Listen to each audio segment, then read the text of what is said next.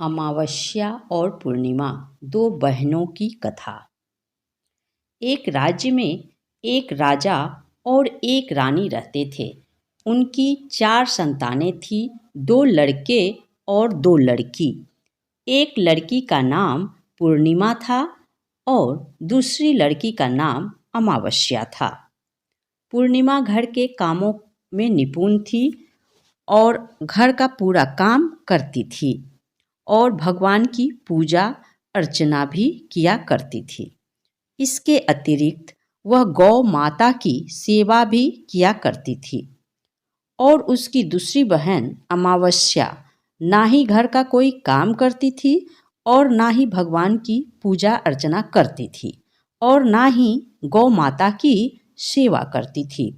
पूर्णिमा सर्वगुण संपन्न थी, फिर भी राजा और रानी अपने दोनों बेटों तथा पुत्री अमावस्या को ही प्यार किया करते थे और वह पूर्णिमा से प्यार नहीं करते थे, उसके साथ भेदभाव करते थे। राजा के चारों पुत्र और पुत्री धीरे धीरे बड़े हो रहे थे। जब वे बड़े हो गए, राजा ने अपने दोनों पुत्रों का विवाह योग्य कन्याओं के साथ करा दिया।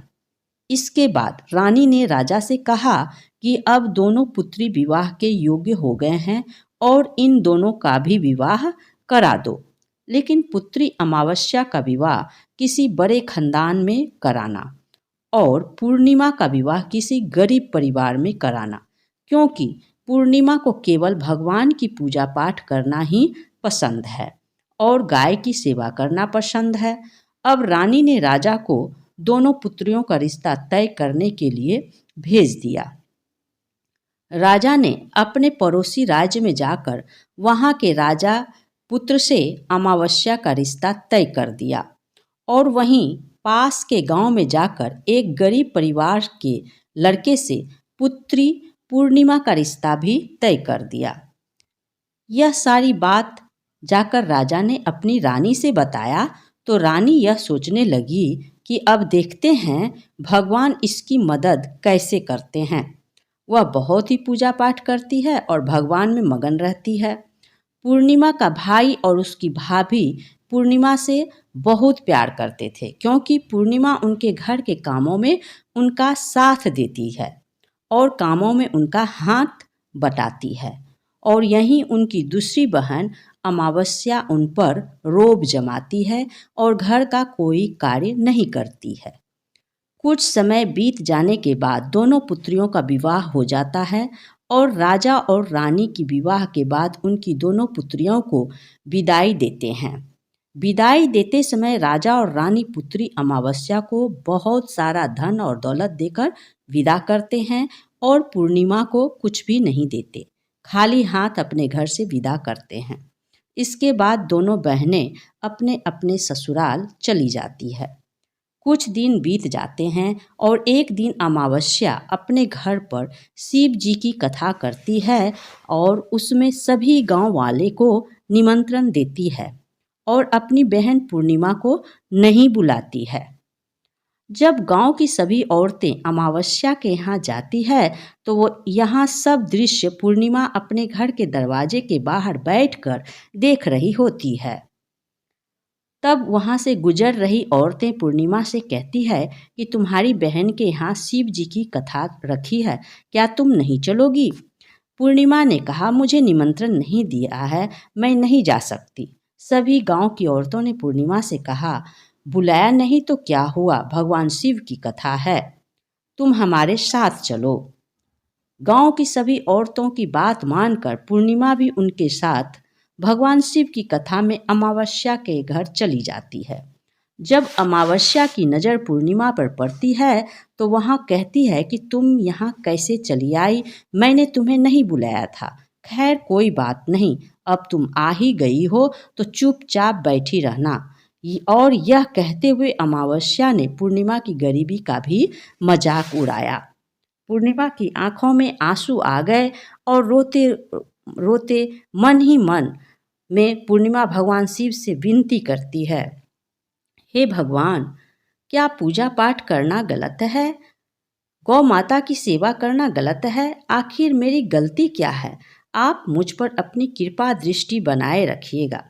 पूर्णिमा का बार बार भगवान शिव से यही कहती है रहती है। इतने में शिव कथा पूरी हो जाती है और अमावस्या भगवान का प्रसाद बांटने लगती है। वह सभी लोगों को प्रसाद देती है, लेकिन पूर्णिमा को वहाँ प्रसाद नहीं देती। पूर्णिमा बिना प्रसाद के ही अपने घर लौट जाती है। रास्ते में वह यहाँ सोचते हुए चलती है कि यदि बच्चे उससे कथा का प्रसाद मांगेंगे तो वह उन्हें क्या जवाब देगी। उसने सोचा था कि वह अपने मायके अपने भाई और भौजाई के यहाँ जाएगी और वहाँ जाते हुए वहाँ बच्चों के लिए कुछ लेकर जाएगी। ऐसा सोचते हुए वहाँ अपने घर वापस लौट आई। घर वापस लौटकर आने के बाद वह अपने पति और बच्चों से कहती है कि वह अपने मायके जा रही है। पति ने कहा ठीक है, और कुछ समय बाद पूर्णिमा अपने मायके के लिए रवाना हो गई। चलते चलते रास्ते में एक चबूतरा आया जिस पर तुलसी माँ का पौधा लगा हुआ था।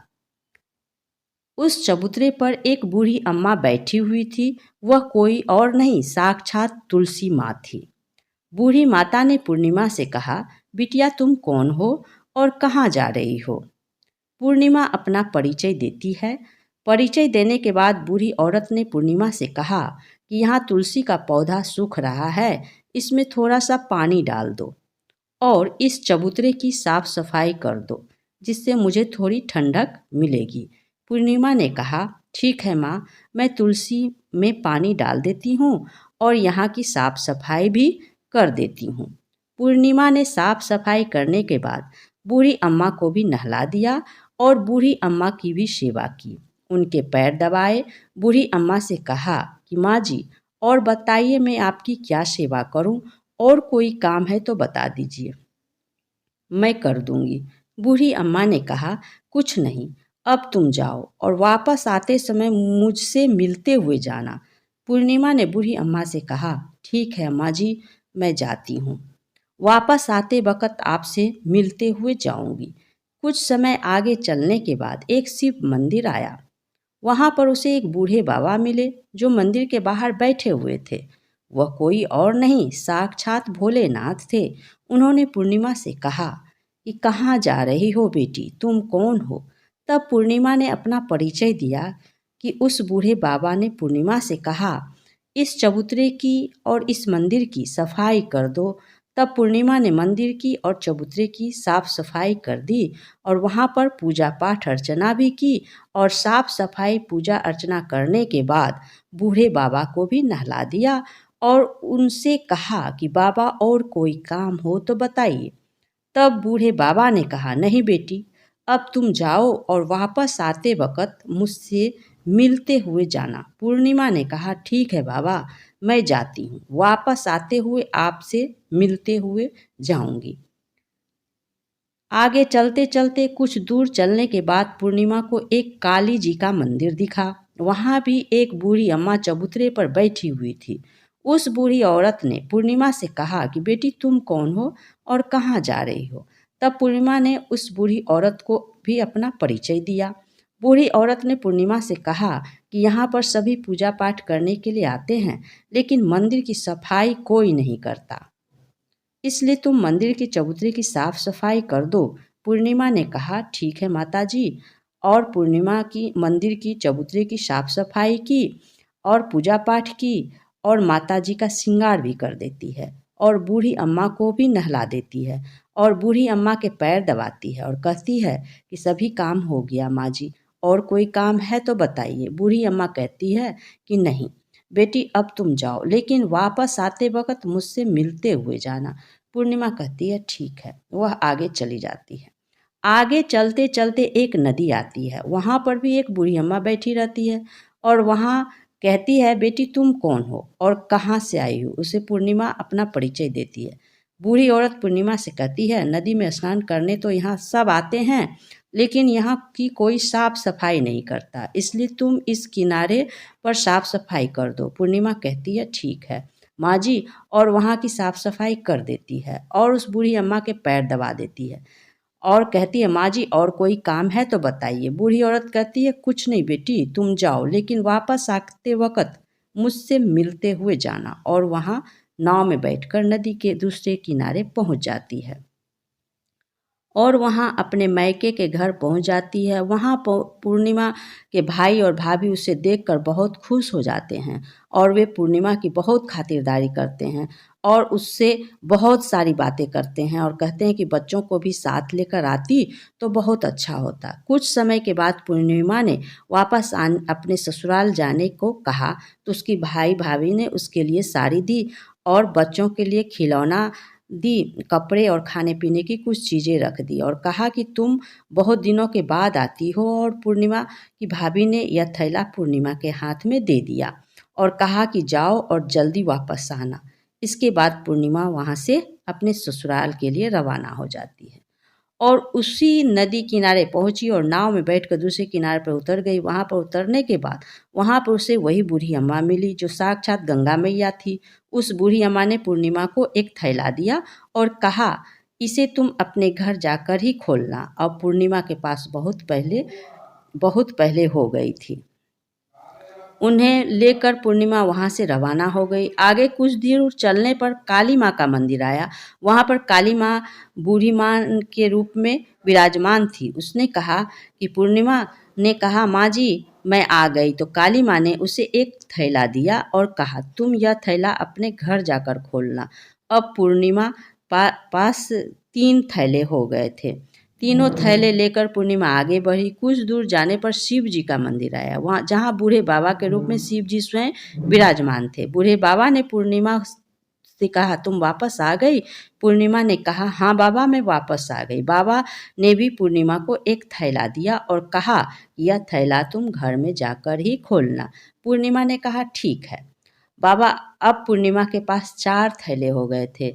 अब पूर्णिमा 4 थैले पहले अब कैसे ले जाती। उसने एक पुरानी साड़ी निकाली और उन सभी थैलों को एक गड्ढा बना दिया और सर पर रखकर वहाँ से रवाना हो गई। कुछ दूर जाने के बाद उसे तुलसी माँ बूढ़ी औरत के रूप में मिलती है और कहती है, पूर्णिमा तुम आ गई? पूर्णिमा कहती है, हाँ माँ जी मैं आ गई।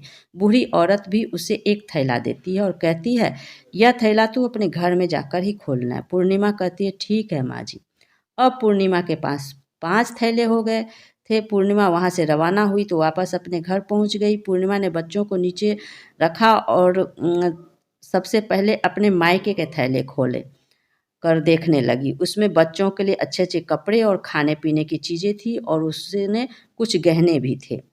पूर्णिमा ने कपड़े अपने बच्चे को दे दिए और खाने-पीने की चीज़ें भी बच्चे को दे दी। बच्चे यह सब पाकर बहुत खुश थे।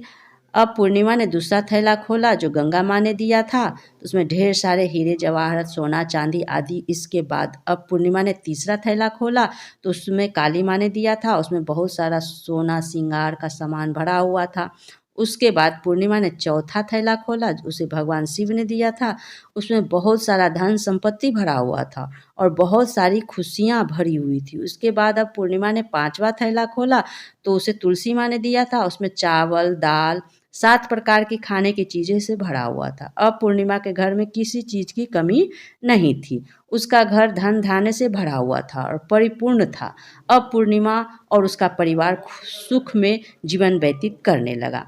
अब पूर्णिमा के मन में विचार आया कि क्यों ना शिव जी की कथा कराई जाए और शिव जी की कथा में एक कार्यक्रम रखा जाए। पूर्णिमा ने गांव के सभी लोगों को निमंत्रण दिया, घर घर जाकर सभी को बुलाया। पूर्णिमा ने अपनी बहन अमावस्या के घर भी गई और अमावस्या को भी शिव जी की कथा के लिए उसने अपने घर बुलाया। जब अमावस्या पूर्णिमा के घर शिव जी की कथा में आई तो उसने देखा कि पूर्णिमा के घर में किसी चीज़ की कमी नहीं है। इतना सारा धन दौलत देकर अमावस्या आश्चर्यचकित हो गई। उसने पूर्णिमा से कहा कि तुम्हारे घर में इतनी धन और दौलत कहाँ से आई? पूर्णिमा ने कहा, देखो बहन, तुमने शिव जी की कथा में मुझे नहीं बुलाया था, फिर भी मैं चली आई थी और तुमने मुझे प्रसाद तक नहीं दिया और मेरी गरीबी का मजाक भी उड़ाया। उसके बाद मैं अपने घर आ गई और आते हुए मन ही मन सोच रही थी कि अपने मायके जाऊंगी और मैं मायके चली गई और जो कुछ घटना इस बीच हुई वह सभी घटना अपनी बहन अमावस्या को बताती है। अमावस्या कहती है कि तुम भी मुझे प्रसाद मत दो और मुझे डांट लो, लेकिन पूर्णिमा ने कहा कि यह तो भगवान का प्रसाद है, मैं तो सबको दूँगी और तुम्हें भी दूँगी। फिर भी अमावस्या ने प्रसाद नहीं लिया, वह सीधे अपने घर चली गई। घर जाकर अपने बच्चे से कहा, वहाँ अपने मायके जाने के लिए तैयार हो गई और मायके चली गई, निकल गई। उससे भी रास्ते में चलते-चलते तुलसी माँ मिली, चबूतरे में बूढ़ी माँ के रूप में बैठी हुई थी। बूढ़ी माँ ने अमावस्या से कहा, बेटी कौन हो? तुम कहाँ से जा रही हो? अमावस्या ने अपना परिचय दिया। बूढ़ी माँ ने कहा, बेटी यह तुलसी का पौधा सूख रहा है, इसमें थोड़ा-सा पानी डाल दो और चबूतरे की साफ-सफाई कर दो। इस पर अमावस्या ने कहा, बुढ़िया तुझे दिखाई नहीं दे रहा मैं इतनी महँगी साड़ी पहन रखी हूँ, यह गंदी हो जाएगी। ऐसा कहकर वहाँ से आगे चली गई। आगे जाने पर उसने शिव भगवान मिले, जिसे भी उसने ऐसा ही कहा। उसके बाद आगे जाने पर उसे काली माँ मिली, जिससे भी उसने यही सारी बातें कही। आगे जाने पर उसे गंगा मिली, जिससे भी उसने यही सब बातें कहा। आगे चली गई। उसके बाद अमावस्या जब नाव में बैठने लगी तो उसे नाव में फूलों की जगह कांटे भरे हुए थे, जो उसके पैरों में चुभ रहे थे। किनारे पर उतरकर वहाँ अपने मायके चली गई। जब वहाँ उसे उसकी भाभियों ने तथा भाइयों ने देखा तो मन ही मन कहने लगी कि काम की न काज की, 2.5 मन अनाज की, अब आ रही गई हो तो ठीक है। पूर्णिमा तो हमारे कामों में हाथ बटाती थी, यह कोई काम करेगी तो नहीं। अब उन्होंने खाना बनाया और खा पीकर सभी सो गए। अमावस्या जब सुबह उठी और अपनी भाभी से कहा कि मैं अपने ससुराल जा रही हूँ। उन्होंने कहा कि ठीक है जाओ। अमावस्या बोली, पूर्णिमा को तो तुमने एक थैला दिया था और मुझे कुछ नहीं दोगे क्या? भाई और भाभी ने कहा कि तुम घर जाओ, थैले तुम्हारे घर पहुँच जाएगा। फिर अमावस्या वहाँ से निकल गई और नदी के किनारे पहुँच गई। वहाँ मैया बूढ़ी औरत का रूप धारण करके बैठी हुई थी। बूढ़ी माँ ने कहा, आ गई बेटी? तो उसने कहा, हाँ मैं आ गई। अमावस्या ने कहा, तुमने पूर्णिमा को एक थैला दिया था और मुझे नहीं दोगी क्या? बूढ़ी अम्मा ने कहा, तुम घर जाओ, थैले तुम्हारे घर पहुँच जाएगा। इसके बाद आगे जाने पर उसे काली मैया मिली, उसने भी अमावस्या को यही कहा। इसके बाद आगे जाने पर उसे शिव भगवान मिले, उन्होंने भी अमावस्या से यही कहा। उसके बाद आगे जाने पर तुलसी माँ मिली, उन्होंने भी अमावस्या से यही कहा कि तुम घर जाओ, थैले तुम्हारे घर पहुँच जाएगा। अमावस्या अपने घर पहुँच गई। आंगन में देखा तो वहाँ पर 5 थैले पड़े हुए थे। अमावस्या ने मन ही मन सोचा, अब तो मेरे पास बहुत सारी धन और दौलत आ जाएगी। जल्दी-जल्दी उसने सभी थैलों को खोला। किसी में मिट्टी थी तो किसी में पत्थर, किसी में कंकड़, किसी में कोयला। उसके मायके से भी कुछ नहीं मिला था। इन थैलों में कुछ भी नहीं था। अमावस्या दौड़ती हुई पूर्णिमा के घर गई और कहती है, तुम्हें तो इतना सब कुछ मिला, मुझे तो कुछ नहीं मिला, आखिर क्यों? तो पूर्णिमा कहती है, जब मैं अपने मायके जाती हूँ तो अपने भाभियों के साथ उनके कामों में हाथ बटाती हूँ और उनके साथ मिलकर काम करती हूँ, लेकिन तुम ऐसा कुछ नहीं करती, उनकी इज्जत भी नहीं करती, इसलिए वह तुम्हें भला क्यों देंगे? इसके बाद तुमने गंगा मैया को ठुकरा दिया, काली माँ को ठुकरा दिया और भगवान शिव को भी तुमने ठुकरा दिया, इसलिए उन्होंने भी तुम्हें कुछ नहीं दिया। अमावस्या कहती कि बहन तुम मुझे माफ़ कर दो, मैंने तुम पर हमेशा अत्याचार किया है। मुझे कुछ नहीं मिला तो कोई बात नहीं, मैं भी भगवान की भक्ति करूँगी, सब कुछ प्राप्त कर लूँगी। मुझे इन सब चीज़ों की रहस्य बताओ। तो पूर्णिमा ने कहा कि तुम 3 सूत्र का ज्ञान ले लो और उसकी कथा करना। पहले सूत्र में दया मांगना और दूसरे सूत्र में कथा मांगना और तीसरे सूत्र में 108 बार ओम नमः शिवाय का जाप करना। बहन भगवान ने यह सूत्र दिए हैं, इनको हृदय में बसा लेना। मैंने यह 3 सूत्र अपने जीवन में अपनाए थे और सच्चे मन से भगवान की भक्ति, पूजा पाठ की थी, फिर भगवान ने मुझे यह सब कुछ दिया और तुम्हारे पास जो कुछ था वह भी सब खत्म हो गया। इसके बाद अमावस्या अपने घर गई और भगवान की पूजा पाठ करने लगी। भगवान शिव से उसने माफ़ी मांगी और गौ माता की भी और दूसरों की मदद करने लगी। गौ माता की भी सेवा की और दूसरों की मदद करने लगी। काम में हाथ बटाने लगी। मायके जाती तो भाभी के कामों में हाथ बटाती थी। इससे भगवान शिव बहुत प्रसन्न हुए और उसका घर भी धन धान्य से भर गया। इसलिए हे ओम नमः शिवाय, भगवान शिव की पूजा करें, सारी मनोकामनाएं पूर्ण होगी। ओम नमः शिवाय, ओम नमः शिवाय, ओम नमः शिवाय।